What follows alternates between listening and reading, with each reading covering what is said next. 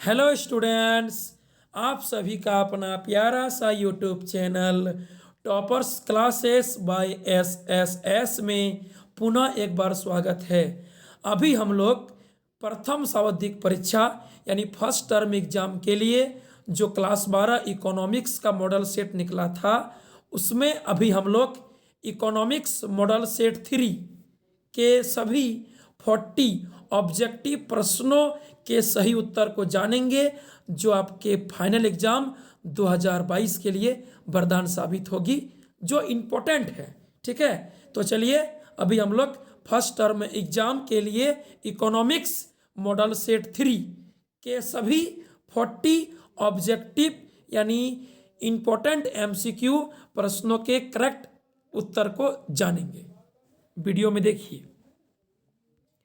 पहला प्रश्न है, शब्द इकोनॉमिक्स की उत्पत्ति किस भाषा से हुई है? ठीक है, शब्द इकोनॉमिक्स की उत्पत्ति किस भाषा से हुई है? तो इसका उत्तर होगा ग्रीक।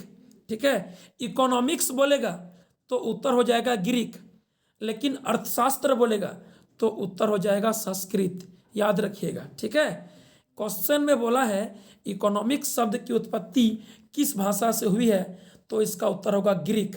ठीक है, इकोनॉमिक्स लिखेगा तो ग्रीक और अर्थशास्त्र लिखेगा तो संस्कृत। ठीक है, चलिए एक नंबर प्रश्न का सही उत्तर ऑप्शन बी होगा। इकोनॉमिक्स ग्रीक शब्द है, लेकिन अर्थशास्त्र संस्कृत शब्द है। क्वेश्चन नंबर 2 देखिए, एक उत्पादन संभावना वक्र का प्रत्येक बिंदु क्या प्रदर्शित करता है? एक उत्पादन संभावना का प्रत्येक बिंदु आर्थिक रूप से दक्ष उत्पादन को प्रदर्शित करता है। ठीक है, आर्थिक रूप से जितना उत्पादन होगा वही उत्पादन संभावना वक्र का प्रत्येक बिंदु दिखाता है। क्वेश्चन नंबर 2 का सही उत्तर ऑप्शन सी होगा। क्वेश्चन नंबर 3 देखिए, अर्थशास्त्र का जनक किस अर्थशास्त्री को कहा जाता है? तो अर्थशास्त्र का जनक, father of economics, Adam Smith को कहा जाता है। ऑप्शन डी सही उत्तर होगा क्वेश्चन नंबर 3 का। क्वेश्चन नंबर 4 में आइए, निम्नलिखित में से भारत का अर्थशास्त्री कौन है? तो यहाँ पर भारत का अर्थशास्त्री है रघुराम राजन। ठीक है, याद रखिएगा, आरबीआई का जितना भी गवर्नर है सब एक अर्थशास्त्री होता है।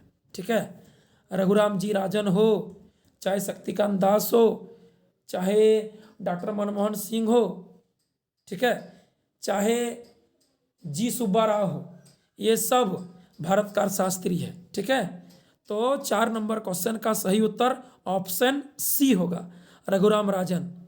क्वेश्चन नंबर 5 देखिए, अर्थशास्त्र मानव कल्याण का अध्ययन है, यह कथन किस अर्थशास्त्री का है? तो इसका उत्तर हो जाएगा अल्फ्रेड मार्शल के अनुसार अर्थशास्त्र मानव कल्याण का विज्ञान होता है। ठीक है, क्वेश्चन नंबर 5 का सही उत्तर ऑप्शन ए होगा। अल्फ्रेड मार्शल ने बताया था कि अर्थशास्त्र मानव कल्याण का विज्ञान है। क्वेश्चन नंबर 6 देखिए, निम्नलिखित में से किसका अध्ययन व्यष्टि अर्थशास्त्र के अंतर्गत किया जाता है? तो व्यष्टि अर्थशास्त्र के अंतर्गत, माइक्रो इकोनॉमिक्स के अंतर्गत अध्ययन किया जाता है एक फर्म के संतुलन का। ठीक है, क्वेश्चन नंबर 6 का सही उत्तर ऑप्शन बी होगा, एक फर्म के संतुलन का। बाकी सब राष्ट्रीय आय, बेरोजगारी, सामान्य कीमत स्तर का अध्ययन समष्टि अर्थशास्त्र यानी मैक्रो इकोनॉमिक्स में किया जाता है। व्यष्टि में होगा ऑप्शन बी, एक फर्म के संतुलन के बारे में। ठीक, चलिए क्वेश्चन नंबर 7 देखिए, किसी वस्तु का मांग फलन Q बराबर 20 - 2P है। ठीक है, तथा बाजार में उस वस्तु के 20 उपभोक्ता हैं, तो वस्तु के लिए बाजार मांग फलन क्या होगा? बाजार मांग फलन का अर्थ है वस्तु के मांग फलन को कस्टमर की संख्या से गुना कीजिए। तो वस्तु का मांग फलन है Q बराबर 20 - 2P और कस्टमर है मार्केट में 20 ठो, तो 20 गुना करना पड़ेगा। तो 20 × 20 400 और 20 दूनी 40, यानी 400 - 40P आंसर होगा। ठीक है, 20 - 2P को उपभोक्ता की संख्या 20 से गुना करना है, तो 20 विषम 400 और 20 दूनी 40, यानी बाजार मांग फलन हो जाएगा 400 माइनस 40p। 7 नंबर प्रश्न का सही उत्तर ऑप्शन बी होगा। ठीक है, चलिए क्वेश्चन नंबर 8 देखिए, अर्थशास्त्र में उपयोगिता से क्या तात्पर्य है? उपयोगिता का अर्थ होता है मानव आवश्यकताओं की संतुष्टि। ठीक है, किसी वस्तु में मनुष्य की आवश्यकताओं की संतुष्टि गुण को उपयोगिता कहते हैं। क्वेश्चन नंबर 8 का सही उत्तर ऑप्शन सी होगा। क्वेश्चन नंबर 9 देखिए, निम्नलिखित में से किसका मान ऋणात्मक हो सकता है? औसत उपयोगिता, औसत लागत, कुल लागत, सीमांत उपयोगिता। तो हम लोग जानते हैं कि सीमांत उपयोगिता के 3 रूप होते हैं। मार्जिनल यूटिलिटी MU के 3 रूप होते हैं, पॉजिटिव, जीरो, नेगेटिव। यानी क्वेश्चन बोल रहा है इनमें से किसका मान नेगेटिव हो सकता है, तो उसका उत्तर हो जाएगा ऑप्शन डी, सीमांत उपयोगिता। सीमांत उपयोगिता का मान नेगेटिव हो सकता है। क्वेश्चन नंबर 10 में आइए, संतुलन की अवस्था में एक उपभोक्ता वस्तुओं के उपभोग से कितना उपयोगिता प्राप्त करना चाहता है? संतुलन की अवस्था में एक उपभोक्ता वस्तुओं के उपभोग से अधिकतम उपयोगिता प्राप्त करना चाहता है, मैक्सिमम उपयोगिता प्राप्त करना चाहता है। ठीक है, वो कम से कम खर्च करके संतुलन की अवस्था में अधिक से अधिक संतुष्टि, अधिक से अधिक वस्तु से उपयोगिता प्राप्त करना चाहता है। 10 नंबर प्रश्न का सही उत्तर ऑप्शन ए होगा, अधिकतम उपयोगिता। ठीक है, चलिए क्वेश्चन नंबर 11 में आइए। क्वेश्चन नंबर 11 बोल रहा है, एक बजट रेखा पर अवस्थित किसी बंडल के क्रय करने पर एक उपभोक्ता की आय, कितनी आय खर्च होती है? ठीक है, एक बजट रेखा पर अवस्थित किसी बंडल के क्रय करने पर एक उपभोक्ता की संपूर्ण आय खर्च होती है। ठीक है, आप किसी भी संयोग, किसी भी जोड़ा, किसी भी कॉम्बिनेशन, किसी भी बंडल को पकड़िएगा तो आपका संपूर्ण आय ही खर्च होगा दोनों वस्तु पर, एक्स वाई पर। ठीक है, याद रखिएगा, बजट रेखा पर हम किसी भी जोड़ा को पकड़ेंगे तो मेरा संपूर्ण आय ही खर्च होगा। ठीक है, चलिए, यानी क्वेश्चन नंबर 11 का सही उत्तर ऑप्शन सी होगा। क्वेश्चन नंबर देखिए 12, निम्न रेखा चित्र में मांग रेखा AB के मध्य बिंदु G पर मांग किलोच क्या होगी? ठीक है, मांग रेखा AB है, उसका मध्य बिंदु G पर मांग किलोच हो जाएगा 1। याद रखिएगा, मांग रेखा AB में मध्य बिंदु पर पूछेगा तो मांग किलोच 1 होगा, उससे नीचे पूछेगा तो 1 से कम होगा, उससे ऊपर पूछेगा तो 1 से अधिक होगा, सबसे ऊपर पूछेगा A के पास तो अनंत होगा, और सबसे नीचे पूछेगा B के पास तो 0 होगा। ठीक, यहाँ पर मध्य बिंदु बीच में G पर पूछा है तो मध्य बिंदु पर मांग किलोच 1 होगा। ठीक है, चलिए ऑप्शन बी, क्वेश्चन नंबर 12 का ऑप्शन बी सही उत्तर। क्वेश्चन नंबर 13 में आइए, निम्नलिखित में से उदासीनता वक्र विश्लेषण की एक मान्यता कौन नहीं है? बोल रहा है इनमें से कौन सा उदासीनता वक्र विश्लेषण का एक मान्यता नहीं है? पहला, उपयोगिता को गिनती की संख्या में मापा जा सकता है, यह तो उपयोगिता का गणनावाचक थ्योरी है, ये उदासीनता वक्र विश्लेषण का थ्योरी नहीं है। ठीक है, उपयोगिता को गिनती की संख्या में माप सकते हैं, ये मार्शल ने दिया था उपयोगिता का गणनावाचक सिद्धांत में, और बताया था कि उपयोगिता को मुद्रा के द्वारा माप सकते हैं। उपयोगिता की मापक इकाई का नाम यूटिल दिया था। ठीक है, यानी क्वेश्चन नंबर 13 का उत्तर हो जाएगा ए, जो उदासीनता वक्र विश्लेषण का एक मान्यता नहीं है, बाकी सब है। ठीक है, चलिए क्वेश्चन नंबर 14 में आइए, 14 नंबर क्वेश्चन, एक उपभोक्ता अपनी आय 20 रुपये को 2 वस्तुओं रसगुल्ला और गुलाब जामुन पर खर्च करने को इच्छुक है, तैयार है। दोनों वस्तुओं की कीमतें क्रमशः 4 रुपया और 5 रुपया तथा मात्राएं क्रमशः x एवं y है, तो बजट रेखा का समीकरण क्या होगा? बजट रेखा का समीकरण होता है पहला वस्तु का दाम इंटू उसका मात्रा प्लस दूसरा का दाम इंटू उसका मात्रा बराबर आय। ठीक है, यानी इनकम। तो यहाँ पर क्या हो जाएगा, पहला का दाम 4 रुपया इंटू एक्स यानी 4x जोड़ दूसरा का दाम 5 रुपया इंटू वाई यानी 5y, 4x प्लस 5y बराबर कितना अमाउंट है? 20 रुपया, यानी 4x प्लस 5y बराबर 20 सही उत्तर होगा क्वेश्चन नंबर 14 का। ठीक है, क्वेश्चन नंबर 14 का सही उत्तर ऑप्शन सी, पहला का दाम इंटू पहला का मात्रा जोड़ दूसरा का दाम इंटू दूसरा का मात्रा बराबर इनकम यानी आय। तो इसका मतलब यहां पर क्या होगा, 4 रुपया इंटू एक्स 4x जोड़ 5 रुपया इंटू वाई 5y बराबर 20, 4x प्लस 5y बराबर 20। क्वेश्चन नंबर 14 का सही उत्तर ऑप्शन सी होगा। क्वेश्चन नंबर 15 देखिए, निम्नलिखित में से दो वस्तुओं का कौन सा संयोग प्रतियोगी वस्तुओं का एक संयोग है। प्रतियोगी वस्तु मतलब प्रतिस्थापन वस्तु, ठीक है। स्थानापन्न वस्तु का अर्थ होता है जिसका प्रयोग मनुष्य अदला बदली करके करता है, ठीक है। तो यहाँ पर उत्तर हो जाएगा पेप्सी और कोका कोला, ठीक है। पेप्सी और कोका कोला स्थानापन्न वस्तु है, सब्स्टिट्यूट गुड्स है, जिसको हम लोग चेंज करके यूज करते हैं, ठीक, अदला बदली करके प्रयोग करते हैं। पेप्सी और कोका कोला हो जाएगा प्रतियोगी वस्तु स्थानापन्न वस्तु। 15 नंबर क्वेश्चन का सही उत्तर ऑप्शन डी होगा। क्वेश्चन नंबर देखिए 16, यदि किसी वस्तु की मांग रेखा कीमत अक्ष यानी y अक्ष के समांतर है तो वस्तु की मांग की कीमत लो इसका मान क्या होगा। यदि मांग रेखा y अक्ष के समांतर है तो वस्तु की मांग की लोच 0 होगा, लेकिन यदि मांग रेखा x अक्ष के समांतर है तो वस्तु की मांग की लोच अनंत होगा। याद रखिएगा, y अक्ष में होने पर y अक्ष के समांतर होने पर 0 होगा और x अक्ष के समांतर होने पर अनंत होगा, चाहे वह मांग रेखा हो चाहे वह पूर्ति रेखा हो, ठीक है। चलिए क्वेश्चन नंबर 16 का सही उत्तर ऑप्शन डी। क्वेश्चन नंबर 17 देखिए, 17 नंबर प्रश्न देखिए, उत्पादन से क्या तात्पर्य है। आगत का निर्गत में रूपांतरण, नई उपयोगिता का सृजन, साधनों की सहायता से वस्तुओं और सेवाओं का निर्माण। ऑप्शन डी इनमें से सभी सही उत्तर, ठीक है। ऑप्शन डी होगा। यहाँ पर सब उत्पादन का डेफिनेशन दिया है, ए बी सी तीनों उत्पादन का सही डेफिनेशन है, ठीक है, इसलिए ऑप्शन डी इनमें से सभी होगा। क्वेश्चन नंबर 17 का सही उत्तर ऑप्शन डी।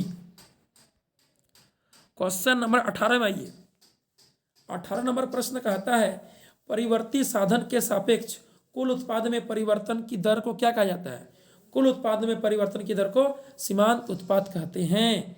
कुल उत्पादन में परिवर्तन की दर को सीमांत उत्पाद कहते हैं, ठीक, ऑप्शन बी सही उत्तर। क्वेश्चन नंबर 19 देखिए, 19, उत्पादक कौन होता है। साधनों की सहायता से वस्तुओं और सेवाओं का निर्माण करने वाला व्यक्ति उत्पादक होता है। क्वेश्चन नंबर 19 का सही उत्तर ऑप्शन ए होगा। जो वस्तु सेवा का निर्माण करता है उसी को उत्पादक बोलते हैं। 19 का सही उत्तर ऑप्शन ए। क्वेश्चन नंबर 20 में आइए, उत्पत्ति के साधनों की 5 इकाइयों के प्रयोग से किसी वस्तु की 24 तथा उत्पत्ति के 6 इकाइयों के प्रयोग से 30 इकाइयों का उत्पादन होता है, तो सीमांत उत्पादन का मान क्या होगा। क्या बोला क्वेश्चन, उत्पत्ति के साधन का 5 इकाई से कुल उत्पादन 24 आ रहा है और 6 इकाई के प्रयोग से कुल उत्पादन 30 आ रहा है, तो सीमांत उत्पादन का मान क्या होगा। सीमांत उत्पादन मतलब होता है कुल उत्पादन में परिवर्तन। तो 5 इकाई से 24 था, 6 इकाई से 30 है, तो कितना अधिक है। एक एक्स्ट्रा इकाई को बढ़ाने से कितना उत्पादन बेसी हुआ, 6 इकाई, क्योंकि 5 से था 24, 6 से है 30, यानी 6 इकाई बढ़ा है। एक इकाई एक्स्ट्रा उत्पादन का साधन लगाएं तो उत्पादन में 6 इकाई का वृद्धि हुआ है, ठीक है। 24 से 30 हुआ तो 6 इकाई वृद्धि हुआ। क्वेश्चन नंबर 20 का सही उत्तर ऑप्शन डी होगा। क्वेश्चन नंबर 21 देखिए, किसी वस्तु की एक अतिरिक्त इकाई के विक्रय से प्राप्त आगम को क्या कहा जाता है। एक अतिरिक्त इकाई के बिक्री करने से प्राप्त आगम को सीमांत आगम कहते हैं। क्वेश्चन नंबर 21 का सही उत्तर ऑप्शन बी होगा। ऑप्शन बी सही उत्तर होगा, सीमांत आगम। क्वेश्चन नंबर 22 देखिए, उत्पादन की मात्रा में परिवर्तन के साथ किस प्रकार की लागत में परिवर्तन होता है। उत्पादन की मात्रा में परिवर्तन के साथ किस प्रकार की लागत में परिवर्तन होता है, तो परिवर्तनशील लागत में परिवर्तन होता है, ठीक है। उत्पादन में परिवर्तन करेंगे तो स्थिर लागत में कोई परिवर्तन नहीं होगा, परिवर्तनशील लागत में परिवर्तन होगा, ठीक है। 22 का सही उत्तर ऑप्शन सी। क्वेश्चन नंबर 23 देखिए, किसी वस्तु का पूर्ति वक्र मूल बिंदु से गुजरता है तो पूर्ति की कीमत लोच का मान क्या होगा? 1 होगा। यदि पूर्ति वक्र एकदम 45 डिग्री के एंगल पर मूल बिंदु से उठेगा, गुजरेगा, तो पूर्ति की लोच का मान 1 होगा। ठीक है, 23 का ऑप्शन बी सही उत्तर। 24 में आइए, मान लिया जाए कि एक बाजार में 3 एक जैसे फर्म है तथा वस्तु की 5 रुपया प्रति इकाई कीमत पर एक फर्म वस्तु की 50 इकाई की पूर्ति करता है, तो वस्तु की बाजार पूर्ति क्या होगा? 5 रुपया दाम पर एक ठो फर्म 50 इकाई को बेचता है और मार्केट में इस तरह का 3 गो फर्म है, तो बाजार पूर्ति कितना होगा वस्तु का? 50 या 150, 50 गुना 3 यानी 150 इकाई बाजार पूर्ति होगा। 24 का सही उत्तर ऑप्शन डी। 25 नंबर देखिए, एक उत्पादक किसी वस्तु की 5 इकाई बेचकर 50 रुपया तथा उसी वस्तु की 6 इकाई बेचकर 70 रुपया प्राप्त करता है, तो सीमांत आगम का मान क्या होगा? 5 में 50, 6 में 70, यानी एक एक्स्ट्रा बेच रहे हैं तो 20 रुपया एक्स्ट्रा प्राप्त हो रहा है, 20 रुपया हो गया सीमांत आगम। सीमांत आगम का मतलब है एक्स्ट्रा रुपया कितना प्राप्त हुआ एक्स्ट्रा बेचने से। ठीक है, एक्स्ट्रा बिक्री करने से एक्स्ट्रा कितना प्राप्त हुआ? 5 में 50 था, 6 में 70 है, यानी एक एक्स्ट्रा बेच रहे हैं। 5 से 6 एक एक्स्ट्रा बेच रहे हैं, तो 50 से 70 20 रुपया एक्स्ट्रा प्राप्त हो रहा है, वही एक्स्ट्रा राशि को सीमांत आगम कहेंगे। ठीक है, 25 का सही उत्तर ऑप्शन डी होगा। क्वेश्चन नंबर 26 देखिए, लाभ और लाभ बिंदु की प्राप्ति होती है जब टी आर बराबर टी सी होता है। ठीक है, लाभ होगा कि अलाभ होगा ये डिपेंड करता है टी आर और टी सी पर। ठीक, ऑप्शन सी सही उत्तर होगा क्वेश्चन नंबर 26 का। टी आर बराबर टी सी जब होता है तब लाभ और लाभ की बिंदु प्राप्ति होती है। क्वेश्चन नंबर 27 देखिए, अल्पकाल में एक उत्पादक उत्पादन बंद करता है जब कीमत न्यूनतम एवरेज वेरिएबल कॉस्ट से कम हो जाता है। ठीक है, अल्पकाल में एक उत्पादक उत्पादन बंद कर देगा जब दाम ठो न्यूनतम एबीसी से कम हो जाएगा, क्योंकि यहाँ पर उसको बिल्कुल हानि प्राप्त होगा, लाभ तो प्राप्त होगा ही नहीं। ठीक है, यानी एक उत्पादक उत्पादन बंद कर देगा जब न्यूनतम एबीसी से कीमत कम हो जाएगा। ऑप्शन डी सही उत्तर। क्वेश्चन नंबर 27 का 28 नंबर प्रश्न देखिए, दीर्घकाल में एक पूर्ण प्रतियोगी फर्म को किस प्रकार का लाभ प्राप्त होता है? दीर्घकाल में एक पूर्ण प्रतियोगी फर्म को असामान्य लाभ प्राप्त होता है। क्वेश्चन नंबर 28 का सही उत्तर ऑप्शन बी होगा।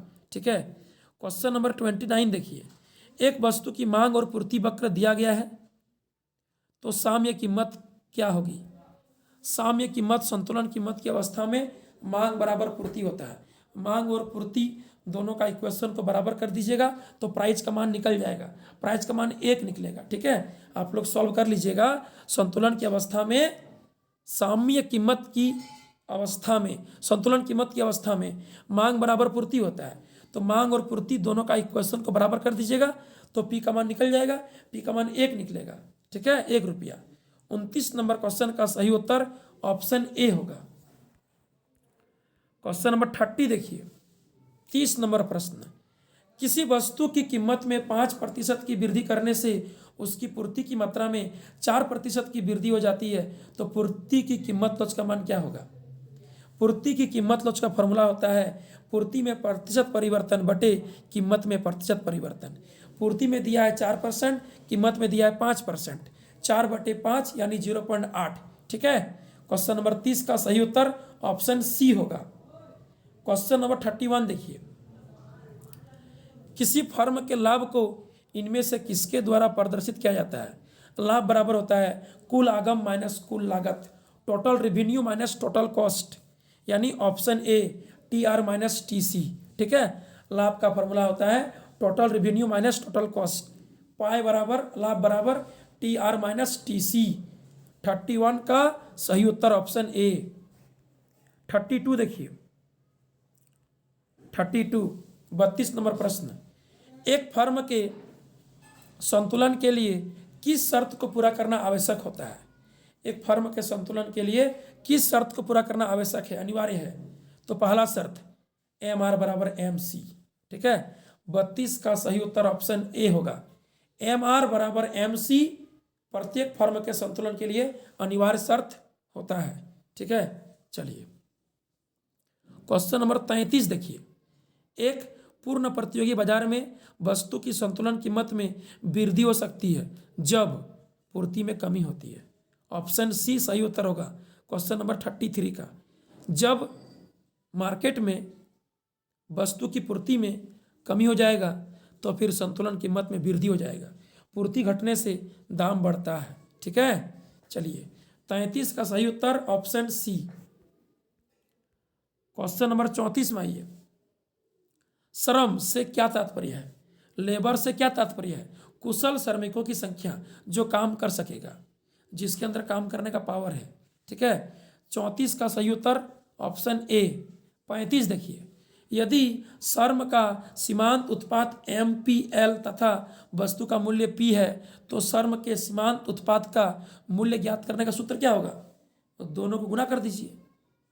सीमांत उत्पाद MPL और वस्तु का दाम P को गुणा कर दीजिए तो श्रम के सीमांत उत्पाद का मूल्य निकल जाएगा, यानी P Guna MPL। Option A सही उत्तर होगा क्वेश्चन नंबर 35 का।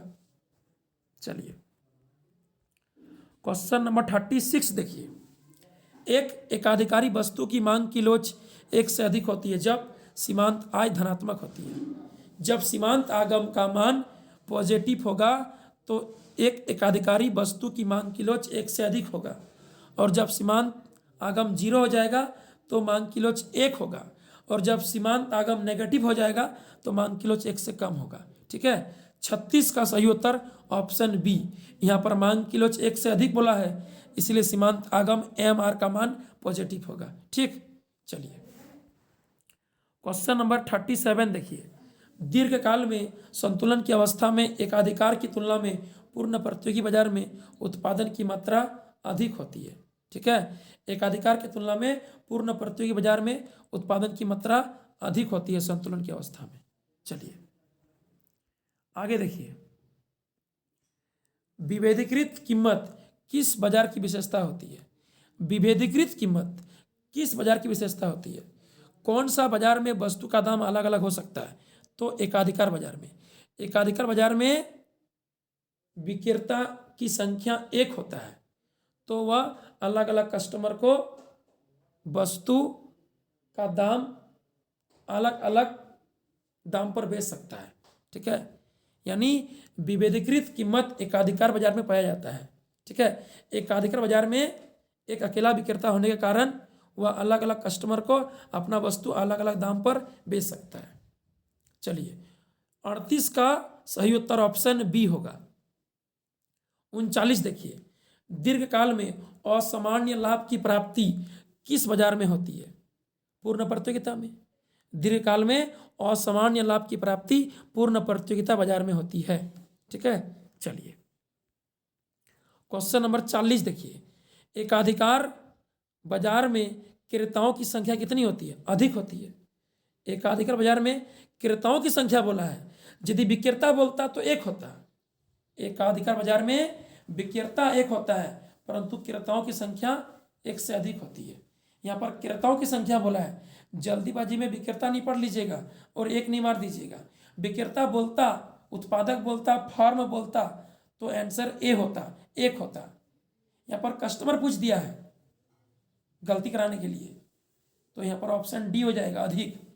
मोनोपोली मार्केट में विक्रेता 1 होता है परंतु कस्टमर की संख्या 1 से अधिक होती है। ठीक है, चलिए तो अभी हम लोग टर्म 1 इकोनॉमिक्स क्लास 12 में सभी 40 ऑब्जेक्टिव प्रश्नों का सही उत्तर को देख लिए। अब अगला वीडियो में term 1 economics class 12 model set 4 को देखेंगे। ठीक है, तब तक के लिए बाय बाय, थैंक यू।